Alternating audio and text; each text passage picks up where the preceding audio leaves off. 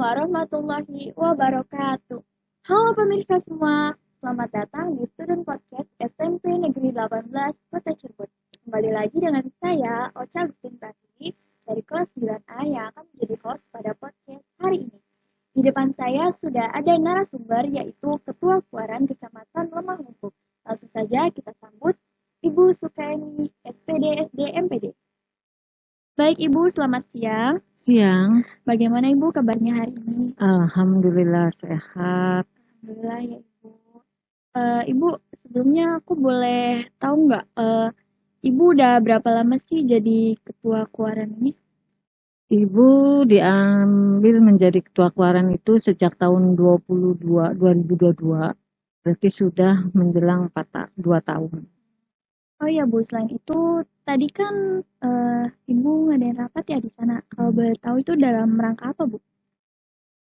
Pagi ini kita sedang melaksanakan sosialisasi pendataan potensi peserta didik dan KTA untuk Kuarnas, Kuartir Nasional. Oh iya Bu, manfaat dan kegunaan KTA itu apa sih? KTA ini adalah kartu tanda anggota. Otomatis banyak sekali manfaatnya terutama bagi anggota pramuka.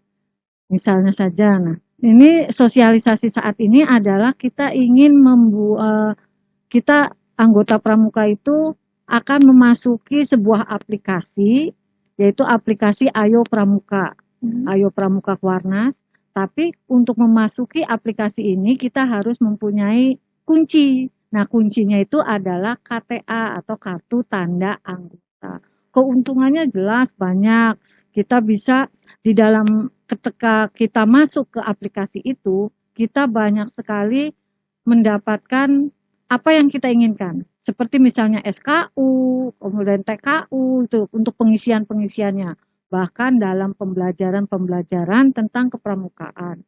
Tali temali, dasa dharma, karena di situ ada bagian dari aplikasi itu ada yang namanya e-learning. Di situ adalah pembelajaran. Ada buku-bukunya juga. Kalau selain anak-anak pramuka gitu, orang umum bisa nggak Bu buat Bisa, KTA? karena di situ di aplikasi itu diperuntukkan untuk guru, pembina, kemudian mabigus, peserta didik dan juga orang tua. Jadi orang tua pun bisa ikut masuk ke dalam aplikasi. Oh iya Bu, apakah itu termasuk program kerja ranting? Sebetulnya ini bukan program kerja ranting, tapi langsung program kerja Kuarnas, Kuartir Nasional. Jadi Kuartir Nasional itu datang menuju ke Kuarcap. Nah, Kuarcap meminta bantuan ke Kuaran. Gitu. Jadi sebetulnya ini adalah program dari Kuarnas langsung. Kalau rencana kegiatan ranting lemah bungku ke depannya bagaimana Bu? Nah, mungkin nanti setelah sosialisasi ini kita akan dari tim Kuarnas sendiri akan mengunjungi setiap pangkalan untuk melakukan pemotretan dan pembuatan KTA-nya. Karena hari ini kami sudah didata, misalnya SMP 18 akan didatangi oleh Kuarnas, tim Kuarnas itu misalnya tanggal 5 November. Nah, mereka akan datang langsung menghubungi sekolah pangkalan masing-masing. Nanti kami dari dari kuartir ranting tinggal menerima laporannya saja berapa yang masuk menjadi membuat KTA itu. Terus keuntungannya apa Bu sekarang? Keuntungan Keuntungan dari membuat KTA itu? seperti yang tadi sudah katakan, untuk KTA ini adalah kunci dari kita akan memasuki aplikasi Ayo Pramuka Kuarnas. Kalau kita tidak mempunyai KTA, karena di KTA itu ada barcode-nya. Kalau kita tidak mempunyai KTA, maka kita nggak bisa masuk ke Ayo Pramuka. Itu salah satu manfaat. Bahkan ada dua, ada yang dinamakan KTA standar dan KTA eksklusif. Itu apa bedanya? Bedanya kalau KTA standar itu untuk kita-kita ya. Nah, kalau yang eksklusif itu adalah ditandatangani oleh MUNI. Jadi seperti ATM. Bahkan ketika kita ingin naik pesawat ataupun ingin belanja ada diskonnya. Cuman memang pendaftarannya lebih mahal dari yang standar. Kalau yang standar itu kan hanya 15.000, tapi kalau yang eksklusif itu 65.000. Itu pun melalui bank, seperti ATM nantinya. Oh ya Bu, kalau boleh tahu tingkatan pramuka itu apa aja sih yang dari pusat sampai daerah? Kalau tingkatan-tingkatan pramuka itu pasti dari siaga sampai pandega. Nah, kalau kepengurusan itu beda lagi. Jadi tingkatan kepengurusan dalam kepramukaan itu yang paling tinggi adalah Kuarnas, Kuartir Nasional. Ini untuk Kuarnas ini mabinya presiden. Nah, presiden itu adalah Mabinas, Majelis Pembimbing Nasional. Kemudian nanti Kuarnasnya biasanya ketua MPR ataupun yang ditunjuk. Ya. Kemudian setelah Mabinas turun Mabida atau Kuarda, kuartir daerah. Nah, Mabida ini gubernur. Nanti kuardanya ditunjuk lagi misalnya sekda ataupun yang lainnya siapa tergantung pada kuarda masing-masing. Setelah turun kuarda itu menjadi kuarcap, kuartir cabang. Nah, kuartir cabang ini kita di kuartir cabang Cirebon. Ketuanya, mabinya adalah Pak Wali Kota. Kemudian kuarcapnya juga biasanya sekda ataupun yang lainnya yang ditunjuk. Nah, setelah kuarcap kita turun ke Mabiran, ke Kuaran ya, ke Kuaran atau kuartir ranting. Nah, kuartir ranting ini diketuai oleh Mabiran, Pak Camat. Jadi Pak Camat menunjuk ketua kuarannya. Nah, ketua kuaran ini juga bebas, boleh dari kecamatan, boleh dari pangkalan-pangkalan sekolah. Kebetulan kuaran Lemah Wungkuk diambilnya dari kepala sekolah yang ada di Lemah Wungkuk. Baru setelah dari kuartir ranting kita turun ke Mabigus atau gugus ya, udah depan. Nah, gugus depan. Nah, ini sekolah pangkalan setiap masing-masing. Ketuanya biasanya Mabigus itu adalah kepala sekolah. Kak Mabigus, kepala sekolah akan menunjuk. Misalnya kalau di SMP sih mungkin ada ini ya pembina pramuka ataupun ketua pembina OSISnya ya. Tapi biasanya di SMP ada masing-masing itunya kan. Itu Mabigusnya itu ketua gugusnya itu biasanya pembina pramukanya. Jadi pembina pramuka itu ditunjuk satu ketua gugus, ketua gudepnya ya, gugus depannya. Nanti ketua gugus depan ini membentuk lagi panitia ini, susunan lagi siapa yang menjadi pembina penggalang putra, pembina penggalang putri. Nah, itu karena kalau di SMP kan sudah satuan terpisah kan gitu. Kalau penggalang. Kalau di SD itu kan ada dua, siaga dan penggalang.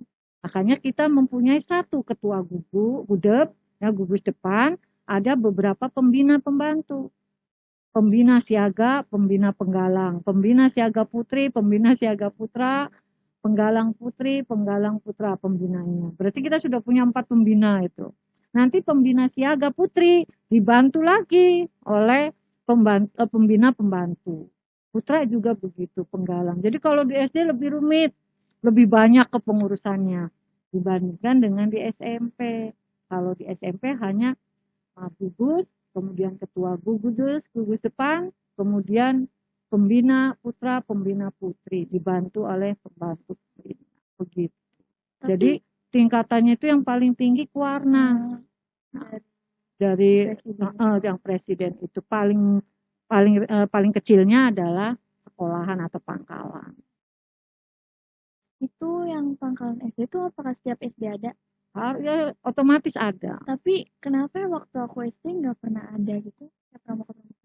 Sebetulnya bukan tidak ada. Hanya kalau untuk di SD itu kurang kurang koordinasi gitu ya. Karena kalau di SD itu otomatis guru itu adalah semuanya pembina dan hanya mungkin SD-SD tertentu yang melaksanakan kegiatan itu dulu. Tapi sekarang ketika pramuka itu harus wajib adanya EWPK itu, maka semua sekarang sudah mulai, walaupun sekarang EWPK-nya sudah tidak diwajibkan lagi. Tapi kegiatan pramuka tetap ada. Kalau tugas kuaran itu apa aja, Bu? kalau di sekolah-sekolah itu ngapain? Tugas Kuaran sih hanya mengumpulkan program-program yang ada di pangkalan-pangkalan. Jadi kita hanya merekrut pangkalan-pangkalan saja untuk melaporkan kegiatan-kegiatan yang ada di pangkalan-pangkalan. Kemudian nanti Kuaran langsung yang ranting ini melaporkan ke Kuarcap bahwa di ranting Lemah Wungkuk ada kegiatan bla bla bla bla, pelaksananya seperti ini. Kami mohon dikunjungi, nanti mereka akan datang. Jadi kita mengumpulkan menampung program-program dari pangkalan, kemudian nanti kita laporkan ke Kuarcap, nanti di Kuarcap bisa mau kunjungan atau apa. Oh iya Bu, batasan KTA itu berlakunya sampai kapan sih Bu? Untuk KTA yang sekarang, KTA yang dikeluarkan oleh Kuarnas, untuk batasan masa aktifnya, masa itunya tergantung pada golongan. Siaga berarti hanya sampai umur 10 tahun. Nanti dari siaga pindah. Kita buka aplikasi itu tinggal registrasi aja merubah ini untuk ke penggalang gitu. Nanti penggalang berarti sampai SMP kelas 3 gitu ya. Biasanya itu tadi itu hanya dihitungkan sebatas golongan.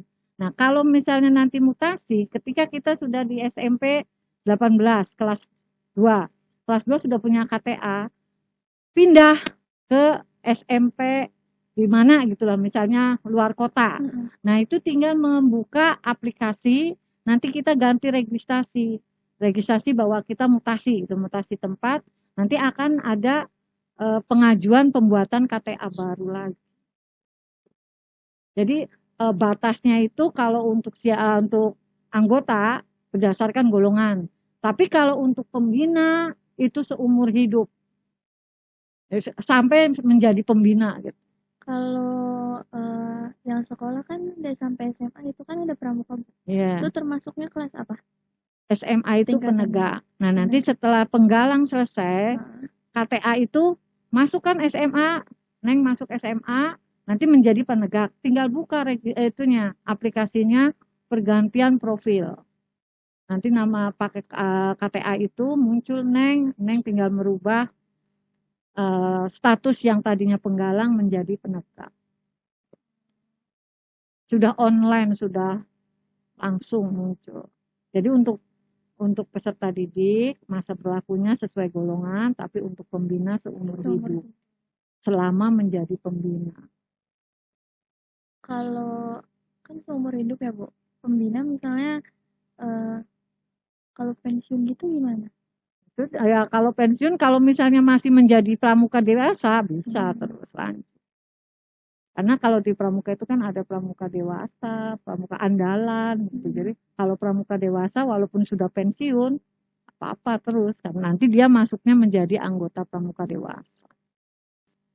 Oke pemirsa, demikian tadi obrolan saya bersama Ibu Eni, Ketua Kuaran Kecamatan Lemah Wungkuk terkait pembuatan KTA Pramuka. Mohon maaf apabila saya selaku host ada salah kata, mohon dimaafkan. Terima kasih. Wassalamualaikum warahmatullahi wabarakatuh.